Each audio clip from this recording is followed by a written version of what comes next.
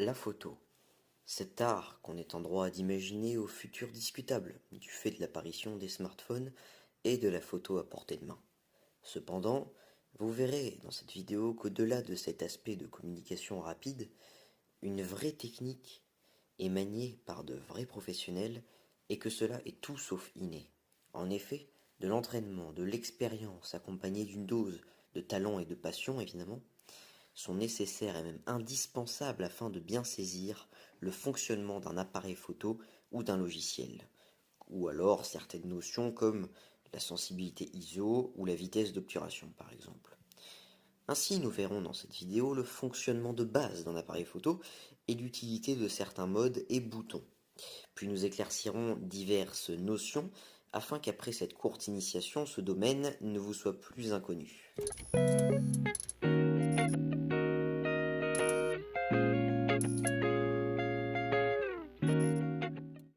De manière simple, voilà un appareil photo. Il se présente en différentes parties. Donc premièrement le boîtier qui constitue cette partie-là où se situe la poignée, le capteur à l'intérieur ainsi que le prisme, le viseur, l'écran ainsi que toutes les touches de contrôle pour les paramètres. La deuxième partie quant à elle c'est l'objectif, la focale. C'est ce qui va permettre de zoomer, de faire la mise au point, d'obtenir une image exploitable. En fait même une image tout court. Donc nous pouvons l'ouvrir. On peut voir le miroir qui est en fait le capteur au fond de l'appareil.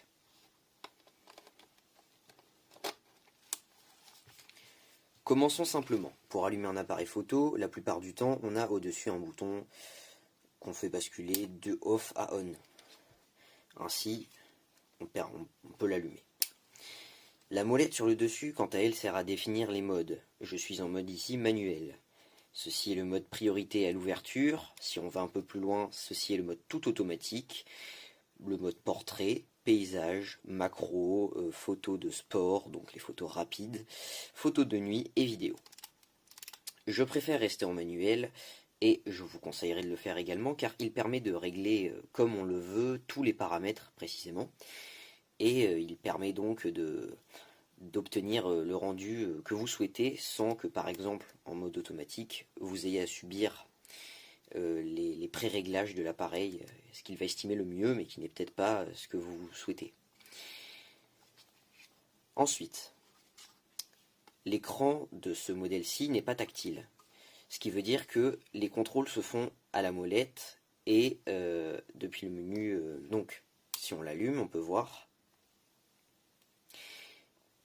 J'utilise la molette qui est là pour régler, vous voyez ici, la vitesse d'obturation. Donc voilà.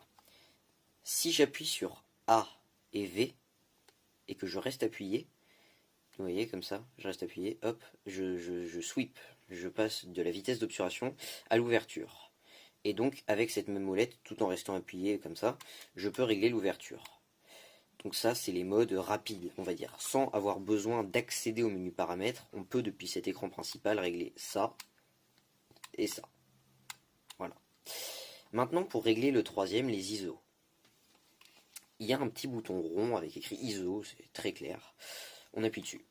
On appuie dessus et maintenant, avec la molette, on va choisir les ISO qu'on veut et on appuie sur ISO quand on a terminé. Si on veut maintenant régler non pas seulement les trois qui sont là, mais tout ce qui est en dessous, on va appuyer sur le bouton en dessous de celui qui permet d'accéder à l'ouverture. Et voilà, on voit que le bleu, vous voyez, est passé d'un bleu clair et pâle à un bleu bien foncé. Et là-dedans, on va pouvoir, vous voyez, avec la croix directionnelle, on va pouvoir sélectionner ce qu'on veut afin de le modifier. Après, on a juste à appuyer sur 7 pour cliquer et puis voilà. Voilà donc pour tout ce qui est réglage de base. Ensuite, si on veut accéder au menu et ainsi régler plus précisément, on appuie sur le bouton menu, c'est très simple. On peut régler ici tout ce qui concerne la vidéo, la photo, l'affichage, mais également les paramètres comme l'heure ou les pré-réglages favoris. Voilà. Si on souhaite avoir le rendu direct de ce que l'appareil photo voit sans avoir à regarder dans le viseur, c'est assez simple. On a juste, bon, on va enlever le cache pour qu'on ait un rendu. On a juste à appuyer sur ce petit bouton là, et voilà. Maintenant on peut voir, si je me mets ici, on peut voir, hop, si j'appuie là, on peut voir ce qui se situe sur mon bureau en l'occurrence. Ça nous évite, par exemple, si on est sur trépied, d'avoir à mettre son œil tout le temps là. Non, là, on pourra regarder avec un rendu comme ceci. Donc, voilà pour les boutons de base qui se situent à l'arrière de l'appareil, pardon. Ceux-ci servent à zoomer numériquement, c'est-à-dire que ici on retrouve le zoom de l'objectif, et là le zoom numérique qui lui va étirer l'image, va zoomer dans l'image comme avec un téléphone, donc qui va dégrader la qualité. Prenons maintenant l'exemple de ma galerie. Donc pour accéder à ma galerie, vous voyez, j'appuie sur le petit bouton en bas qui se situe ici, voilà, et là j'accède à ma galerie, je peux, voilà. Donc là hier j'ai fait un entraînement aux photos de nuit, donc j'ai photo, voilà. Si, admettons que cette photo-là, voilà, ne me plaise pas, je peux tout à fait appuyer sur la petite poubelle, la petite corbeille en bas. Il va me proposer d'annuler ou d'effacer avec la croix directionnelle. Je peux tout simplement choisir effacer et valider avec 7. Si maintenant je veux regarder un détail dans mon image, par exemple sur une photo de la lune, voilà, je peux zoomer avec les boutons là qui permettent de zoomer non seulement quand on prend une photo, mais aussi dans la photo de la galerie. Voilà, si je reste appuyé, je peux dézoomer, vous voyez, je peux cliquer une fois pour rezoomer, dézoomer. Voilà, et si on est au maximum dézoomé, on va dire, et qu'on dézoome encore, on va avoir l'affichage de la galerie comme ça qui va se diviser et qu'on va pouvoir naviguer beaucoup plus rapidement. Voilà. Si maintenant je souhaite rezoomer, il me suffit d'appuyer sur plus, et voilà. C'est à peu près tout pour les réglages de base de l'appareil. Ici, donc quand on est en mode manuel, on a ce bouton là, le petit bouton avec l'éclair qui permet d'ouvrir le flash intégré. Voilà, donc tout simplement. Et sur l'objectif, nous avons aussi des boutons. Donc le premier bouton, il est là, AF, MF. Donc AF pour autofocus, MF pour manual focus. Donc en autofocus, la mise au point va s'effectuer par une demi-pression sur le bouton. Vous voyez, on en peut entendre. Première pression, deuxième pression. On peut appuyer à moitié comme ça. Ça fera la mise au point automatique. Et si on appuie complètement et qu'on entend le tic, ça prendra la photo. Maintenant, si on passe en manual focus, l'objectif n'est plus automatisé et la mise au point se fait à la main comme ceci. Pour ce qui est du second bouton, c'est le stabilisateur, donc il est conseillé en vidéo, mais en photo, quand on est notamment sur trépied, je préfère le désactiver car, pareil, il peut déstabiliser, par exemple en essayant de stabiliser une image qui l'est déjà, et donc en fait, paradoxalement, créer du flou. Quant aux autres espaces de l'appareil, qui ne sont pas des boutons, mais qui sont quand même pratiques à savoir, donc pour ouvrir l'objectif, vous l'avez vu tout à l'heure, c'est le gros bouton qui se situe là, on appuie complètement, on peut l'ouvrir. Pour le remettre, on aligne la pastille blanche sur la pastille blanche. Certains objectifs feront une pastille rouge, on aligne sur pastille rouge. S'il y a une pastille blanche, on aligne sur pastille blanche comme ça, et on attend le clic. Voilà, pour être sûr que c'est bien verrouillé. Voilà. Maintenant, la batterie. Batterie très important, c'est le moteur de l'appareil photo, c'est ce qui le fait fonctionner. Donc on a ce petit clapet en bas, avec ça pour éjecter. Donc là la batterie est éjectée, et de manière simple, on peut l'enlever comme ceci. Bien entendre le clip, pour être sûr que la batterie est bien connectée. Sur le côté maintenant, on a les cartes SD.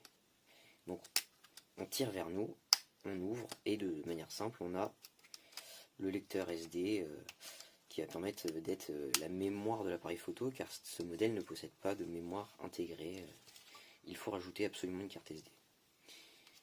De ce côté-là, maintenant, on a une espèce de clapet en caoutchouc comme ça, qui camoufle et qui est assez étanche donc pour tous les ports. Ici, on a le micro, le chargeur, l'HDMI, le jack pour un casque, tout ça, tout ça.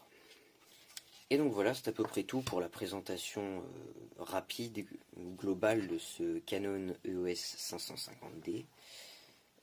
Et nous allons maintenant pouvoir passer aux notions importantes. Voyons maintenant les trois grandes notions du triangle de l'exposition. Nous avons d'abord la sensibilité, les ISO, l'ouverture ainsi que la vitesse d'obturation. Commençons par la sensibilité. C'est donc la quantité de lumière que le capteur absorbe et qui va atteindre le capteur. On pourrait parler ici de sensibilité du capteur. Plus cette valeur est faible, on parle de ISO 100, 200 ou 400, plus l'image sera sombre et inversement. Plus c'est élevé, au contraire, plus il y aura de bruit numérique car on va essayer d'atteindre des hautes lumières et donc ça va dégrader l'image. On parle ici de f 1200, 2000 et plus. Voyons maintenant l'ouverture. Ça se situe sur la majorité des appareils, plus ou moins entre f2 et f25. Donc plus c'est ouvert, on parle ici de f2, f1.2 même, plus la zone de netteté sera réduite. Il y aura beaucoup de bokeh, de flou d'arrière-plan. On utilise surtout ça pour le portrait, la photo animalière ou la macro par exemple. Plus c'est fermé au contraire, on parle ici de f22, f25, plus la zone de netteté sera grande. On utilise ça souvent pour les paysages. Voyons maintenant la troisième et dernière notion importante en photographie, la vitesse d'obturation. C'est la vitesse simplement à laquelle le capteur s'ouvre et se referme. Donc elle se compte en secondes et quand elle est très rapide, en fractions de secondes. Donc quand c'est rapide, on parle ici de 1/5 millième de seconde, donc c'est très rapide, donc plus on capture l'instant. La vitesse du capteur fait qu'on capture l'instant, mais au contraire, moins de lumière a le temps de rentrer. On utilise surtout ça pour des objets rapides, comme les oiseaux, les motos, ou alors des photos de sport où on doit prendre un saut, une course, bref. Plus c'est lent, au contraire, on parle de entre 2 et 10 secondes, ça peut même aller jusqu'à 30, 40 secondes, plusieurs minutes, pourquoi pas. Plus il y aura de lumière qui rentre, et donc on utilise surtout ça pour les photos de nuit. Après, il faudra ajuster en fonction des ISO et de l'ouverture pour que la photo ait une bonne colorimétrie et qu'elle ne soit pas surexposée ou sous-exposée. Voilà, donc c'est à peu près tout pour ces trois grandes notions de la photographie, et si vous avez compris et que vous savez gérer ces trois notions en photo, en conditions réelles, vous êtes prêt à passer au mode manuel, et vous êtes prêt à faire des belles photos. Le tout c'est de s'entraîner énormément.